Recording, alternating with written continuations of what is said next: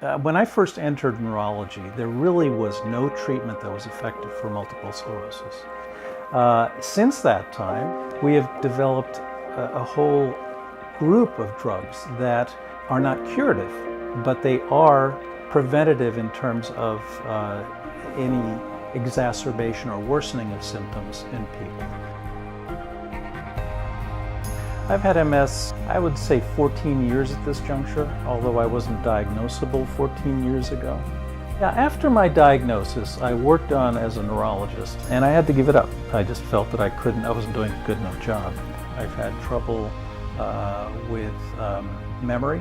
I've had word-finding problems. Actually, that was one of the reasons why I had to leave practice, was because I didn't feel that I could really eloquently enough tell my patients what the options were and what the symptoms were.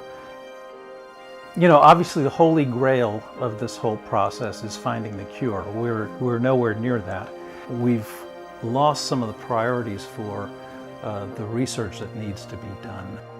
Unfortunately, there's been a flat cap on the amount of money that's been provided to NIH for several years. So in effect, there's been a decrease in the amount of money when you factor in inflation.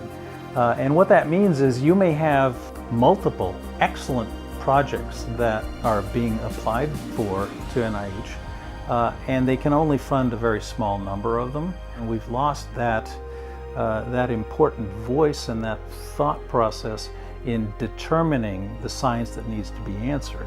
It's a tragedy.